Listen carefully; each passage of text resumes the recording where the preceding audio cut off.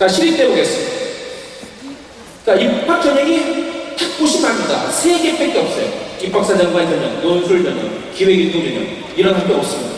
아주 단순하게, 매스컴도 많이 탔지만은, 이렇게 진행이 되고요. 인원도 대폭 증가됩니다. 입사제부터 시작해서, 논술이 11월 20일이에요. 금요일입니다. 평일날 보는, 드물게 평일날 보는 학교입니다. 작년에는 화요일날 봤어요. 올해는 금요일입니다. 자, 그런데 우선 선발이 폐지되고 일반 선발만 있는데 문제가 논술대기예요. 학생부가 하나도 안 들어가요. 하나도 안 들어가는데, 야, 그럼 망고강산이겠네 라고 생각할지 모르겠지만은 학교장 추천이 있어요. 아까 김대현님 말씀하셨지만은 고등학교 3학년 재학생의 2%예요. 그런데 이게 재수생까지 돼요. 재수생까지. 아까 말씀드렸던 이래도 재수생까지 되는 거고요. 그리고 고려대도 재수생까지 되는 거예요. 그런데 통상 재학생은 다 끝나죠. 지금 재학생까지 다 끝나요. 저 추천해주세요. 졸업생이 와서 얘기하는 게 흔치 않아요. 거의 없을 겁니다. 안 와요. 눈치도 안 오겠죠. 자, 근데 재학생이 2%인데 문제는 8월 19일부터 9월 28일 사이에 9월 4일부터 접수 들어가죠. 대부분의 주요 대학이 서울대, 연대, 고대 시작해서 대부분의 상위권, 중상위권 대학이 9월 4, 5, 6 이렇게 3일 동안 마감해요. 접수를 봐요. 그러면은 그 전에 시립대는 미리미리 학생의 지원을 조사해서 시립대 보는 학생들의 명단을 작성해서 온라인으로 8월 19일에서 28일 사이에 추천자 명단을 학교에서 보내주는 거예요. 보내준 학생에 한해서 대학에서 그 학생 명단 보고 지원받는 거죠. 그렇게 이루어지는 것입니다. 자, 그 다음에 입학사정관 전형이요. 자, 6단계에서는 서류백이고, 여러 단면평가에는 전공적 성적표라고 나와 있는데, 자, 좀 오해할 수 있어요. 적성검사 아니냐? 그게 아니고요. 표현을 저렇게 잘못하면 좀 오해할 수 있게 하는 것 같아요. 밑에 나와 있죠? 개인 면접, 그룹 면접입니다. 자, 검증대 보겠습니다. KU 자기 추천 전형이 있고요. 기본적인데, 저희 입사제가 좀 줄었어요. 통폐합 되면서. 논술로 시작. 그 다음에 국제화 전형이 올해 논술로 봅니다. 논술을 보게 됐고요. 그래서 국제 전형인데 애들이 글 쓰는 능력이 너무 부족하더라. 그래서 강조하기 위해서 그런 거예요. 논술이 두 문제인데 수학하고 생물 세트로 수학하고 그다음에 화학 세트로 수학하고 물리 3개 세트로 묶어서 결국 물리, 화학, 생물이겠죠. 송대처럼 그 3개 묶어서 여기에 2개 뽑는 거예요. 그런데 그 중에 하나는 모집 단위별로 지정입니다. 그럼 지정이 하나가 돼 있고 나머지 하나는 자기가 고르는 거예요. 그러니까 결국 2개죠. 성대에 맞춰서 2개가 되는 거예요. 자, 이렇게 해서 진행이 되고요. 자, 논술 전형에서 작년에 최저 기록 부족해서 미충족자가 70% 나왔어요. 원어에는 더군다나 세게 들어갔어요, 작년에. 자, 그 다음에 수능우선 학생부가 이제 2차에 있는 건데요. 수능우선 학생부가 2년 전에 2차에 있다가 작년에 1차에 갔다가 다시 올해 2차로 원래대로 넘어왔어요. 자, 작년에 1차 갔더니 뭐가 문제냐? 수능 최저를 충족을 하는지 안 하는지 모르고 왔던 애들 때문에 이게 완전 수능 최저 충족하냐가 완전히 없는 거예요. 이게 문제가 심각해진 거예요. 그래서 다시 돌아온 겁니다. 자, 그래서 2차로 저렇게 뽑게 되고요. 자, 작년에 일반적인 평균이 저렇게 인문계에서 1.3에서 2, 자연계 1.5에서 2.3인데 문제는 자연계 쪽이 빵꾸가 작아요. 자연계, 동물 생명, 동물 환경 같은 쪽이에요. 3등급 후반, 4등급 초반도 붙는 경우가 있습니다. 자, 이게 수능 최저만 충족하면, 자, 누누이 말씀드리지만 학생부 100%인 교과 100 전형은요, 수능 최저만 충족하게 되면 추가하면 붙을 수 있어요. 내신이 4등급, 5등급을 하게 됩니다. 실제로 요강에 명시에 놓지 않게 되면 그런 학생을 떨어뜨릴 수가 없어요. 충족을 하게 됩니다. 자, 그러니까 수시가 다 아시겠죠? 수시 어떤 애가 수시에 적합하겠어요?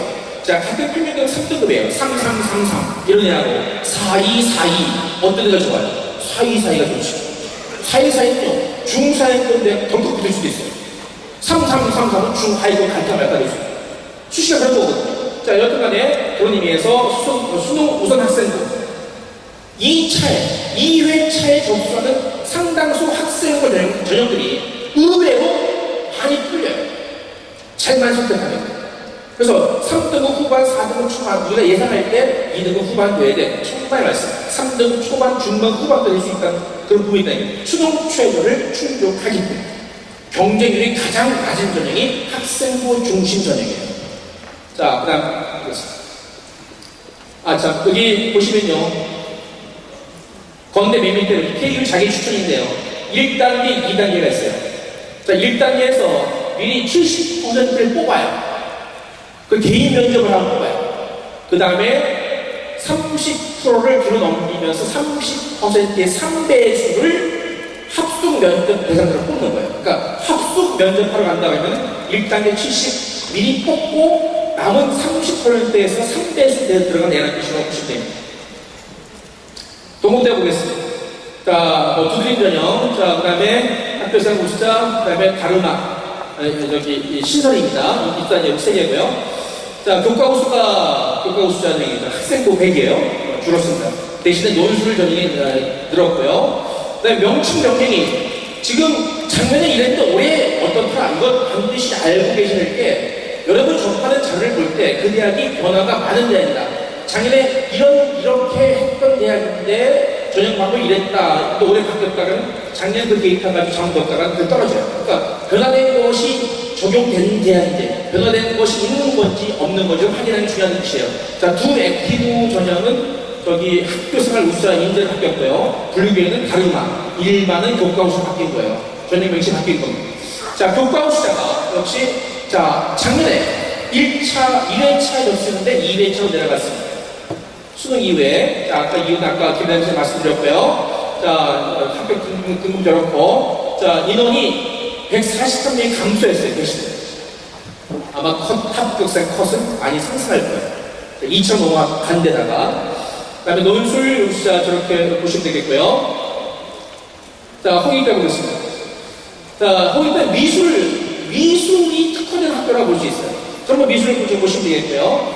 자, 논술이 저렇게 진행이 되고 예술학과가 실시됩니다. 자, 면접이 이렇게 되고요. 자, 숙제 보겠습니다. 인원이 좀 크게 증가한 대학이 논술 우수자 쪽이고요. 나머지 좀 소폭 감소를 보이겠습니다. 자, 학업 우수자 아까 말씀드렸듯이 수능여대 학생부 우수자 전형인데요. 작년에 1차 했던 것이 교과백인데 2차로 넘어온 겁니다. 그러니까 여학생들은 2대 놓고 숙대 놓고 약간 저울을 할 수 있고 그 다음에 성신여대까지 약간 타치할 수도 있어요.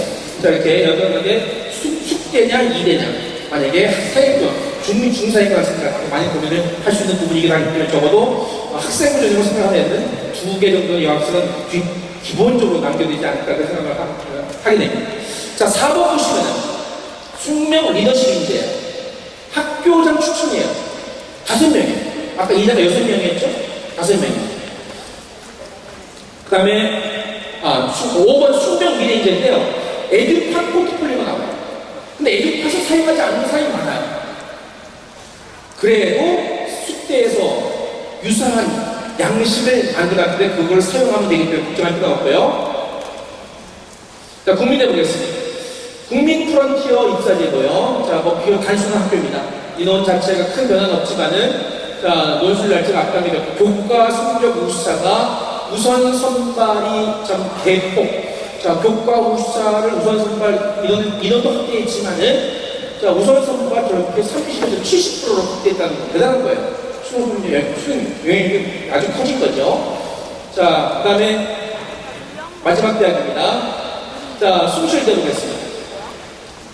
자, 학생부 실질 받는 비율이 일반 전형, 논술이죠. 5%밖에 안 되기 때문에 충분히 논술과 수능 최저로 뒤집어 올 수 있는 학교라고 얘기할 수 있겠고요.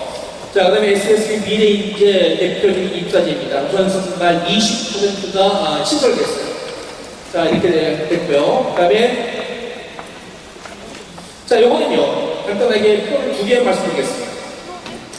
논술 전형 미등록 추가 방법인데요. 지금 제가 언급한 대학들에 대해서 자, 논술 전형에서 우선 선발, 일반 선발이 있어요. 그럼 합격자를 정해요. 그리고 나서 우선 선발 합격한 애가 빠져. 다른 데로 가요.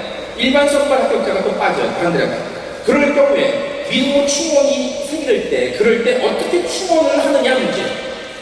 자, 우선 선발로 추천한다. 우선 선발 기준 첫 번째. 우선 선발 기준. 그 다음에 우선 선발 전형 방법, 논술 비율, 학생부 비율, 그 비율대로 석차 순으로 올리는 거예요.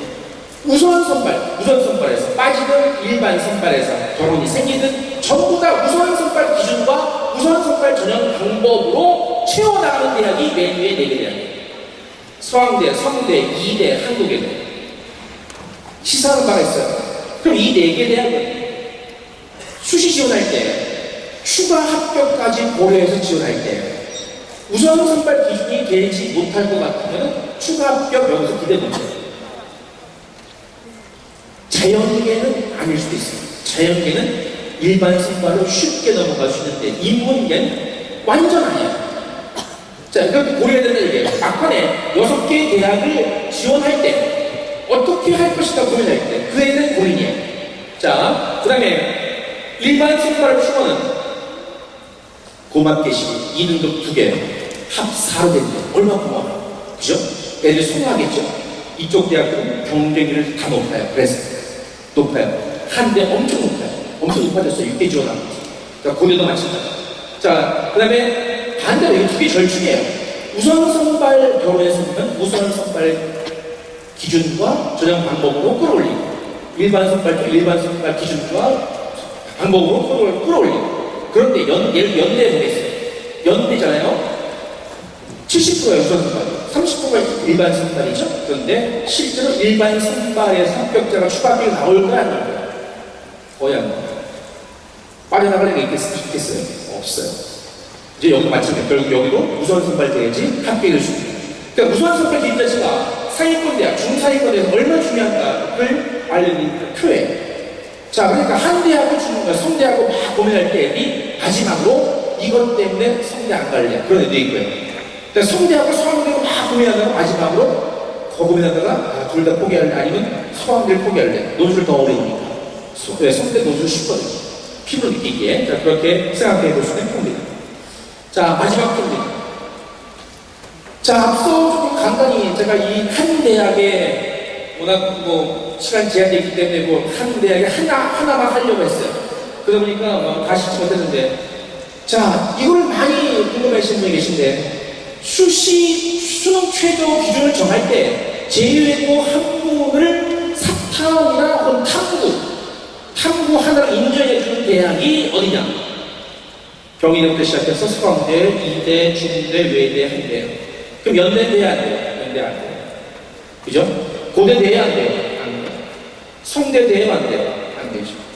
그래서 이것도 고려할 만한 부분이라고 생각이 되어집니다. 자, 장시간 경청해서 고맙습니다. 이상 마치겠습니다.